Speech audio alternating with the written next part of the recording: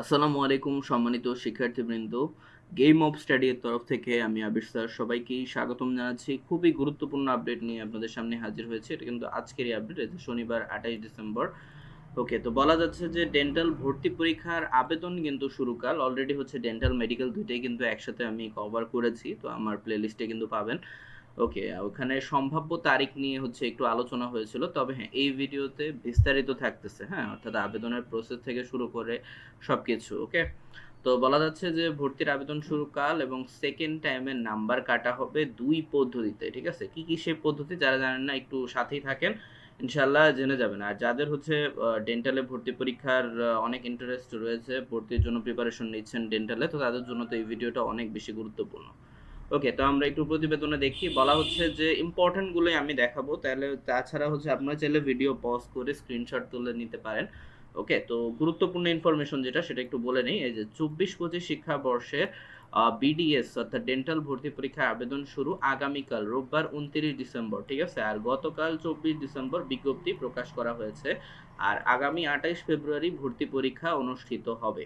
ঠিক আছে, 28 ফেব্রুয়ারি ভর্তি পরীক্ষা অনুষ্ঠিত হবে। আর এবার সেকেন্ড টাইমার যারা রয়েছেন তাদের জন্য 3 ও 6 নাম্বার কিন্তু কাটা হবে। ঠিক আছে, ওকে, তো যেটা মোটামুটি সেকেন্ড টাইমার যারা আছেন তারা মোটামুটি এই বিষয়টা নিয়ে ধারণা আছে আশা করি।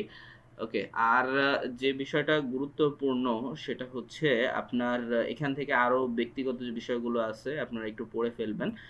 তবে গুরুত্বপূর্ণ যেটা সেটাই আমি বলতেছি। এই যে উপজাতি এবং পার্বত্য জেলার উপজাতীয় প্রার্থীদের জন্য এসএসসি ও লেভেল সমমান এইচএসসি এ লেভেল অথবা হচ্ছে সমমান পরীক্ষায় দুটি জিপিএ কমপক্ষে দুইটা মিলিয়ে 8 থাকতে হবে। ঠিক আছে, তবে এককভাবে কোনো পরীক্ষার জিপিএ যদি 3.5-এর কম হলেও যোগ্য বলে বিবেচিত হবে।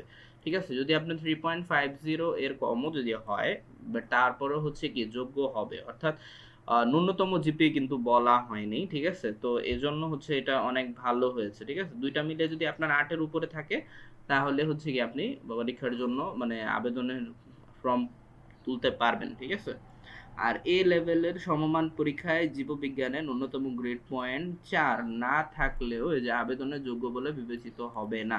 আর অবশ্যই জীববিজ্ঞানে যদি 4 না থাকে তাহলে কি হবে না, আবেদনের যোগ্য হবে না। আর লিখিত ভর্তি পরীক্ষা যেটা, এই যে লিখিত ভর্তি পরীক্ষা এইচএসসি পরীক্ষার সিলেবাস অনুযায়ী অনুষ্ঠিত হবে। এটা খুবই গুরুত্বপূর্ণ যে লিখিত যে ভর্তি পরীক্ষাটা। আর লিখিত ভর্তি পরীক্ষা 100 প্রশ্নের প্রতিটি 1 নম্বরে মোট 100 নম্বর এবং বিষয়ভিত্তিক নম্বর বিভাজন, যেমন জীববিজ্ঞানে 30 থাকবে, রসায়নে 25, পদার্থবিজ্ঞানে 20, ইংরেজিতে 15, এরপর সাধারণ জ্ঞান যেটাতে কি 10 থাকতেছে। আর পরীক্ষার সময়কাল 1 ঘন্টা সময় থাকবে। আর লিখিত পরীক্ষা প্রতিটি সঠিক উত্তর প্রদানে 1 নাম্বার। ওকে, আর এটা তো মোটামুটি আমরা সবাই জানি যে ভুল নাম্বারের জন্য 0.25 নাম্বার কিন্তু কাটা হবে। ঠিক আছে, যেটা খুবই গুরুত্বপূর্ণ, যেটা সঠিক হবে ওইটার থেকে কিন্তু 0.25 নাম্বার কিন্তু কাটা হবে। আর লিখিত পরীক্ষায় 40 নাম্বারের কম প্রাপ্তরা ভর্তি ও বিদেশে বিডিএস সমতুল্য কোর্সে অনুমতি অকৃতকার্য হিসাবে বিবেচিত হবে। তো 40-এর কম কিন্তু পাওয়া যাবে না। আর লিখিত পরীক্ষায় অকৃতকার্য পরীক্ষার্থীদের মেধাক্রমে ফল প্রকাশ করা হবে। আচ্ছা, এখানে আর কি আছে? আচ্ছা, এসএসসি লেভেল এবং সমমান এইচএসসি এ লেভেল, আচ্ছা এগুলো পরীক্ষার্থীদের জন্য জিপিএ মোট 100 নম্বর নির্ধারণ করে মূল্যায়ন করা হবে। আর এসএসসি লেভেল আচ্ছা 10 গুণ ইকুয়াল টু 50 নম্বর। আচ্ছা, এগুলো একটু দেখে নেবেন। আর হ্যাঁ, আবেদন করার যে পদ্ধতিটা সেটা কিন্তু অলরেডি বলে দেওয়া হয়েছে। আপনাদেরকে ওয়েবসাইটে কিন্তু যেতে হবে, ওয়েবসাইটে যেতে হবে। আর অবশ্যই যে আপনাদের যে ইনফরমেশন গুলো আছে সেগুলো অবশ্যই ফিল আপ করবেন। আর যেতে হবে কোন ওয়েবসাইটে একটু বলে দেই, যে স্বাস্থ্য শিক্ষা পরিবার বিভাগের ওয়েবসাইট, যেটা এই যে এখানে কিন্তু ঠিকানা সহ দেওয়া আছে। চাইলে এটাকে পজ করে আপনার স্ক্রিনশট তুলে রাখতে পারেন। ঠিক আছে, এখানে সব বিস্তারিত উল্লেখ করে দেওয়া আছে। যারা নতুন রয়েছে এইচএসসি 24 ব্যাচের তারা হচ্ছে অনেক প্রবলেম হইতে পারে। ওকে, তো 1000 টাকা জমা দিয়ে আপনাকে হচ্ছে নির্দেশনা অনুযায়ী আবেদন পূরণ করতে হবে। ঠিক আছে, আর আবেদনের জন্য আরো কি কি লাগবে, যে 300 বাই 300 মাপের হচ্ছে আপনার রঙিন ছবি কিন্তু দিতে হবে, জেপিজি। আর ফাইলের সাইজ 100 কেবি এর বেশি হবে না, এটা নির্দেশনা আপনারা মোটামুটি পেয়ে যাবেন। আর অবশ্যই সিগনেচারও কিন্তু দিতে হবে। ঠিক আছে, কিছুটা ওই যে জগন্নাথের মতো। হ্যাঁ, ওকে, আর হচ্ছে আর এই দুটি উপকরণ পেন ড্রাইভেও রেখে দিতে হবে। আর ইংরেজিতে নিজের জেলা এসেই এগুলো সংরক্ষণ করবেন। আর আপলোডের পর ইউজার আইডি নাম্বার দেখা যাবে। ঠিক আছে, আর যতগুলোই আপনারা কাজ করেন না কেন,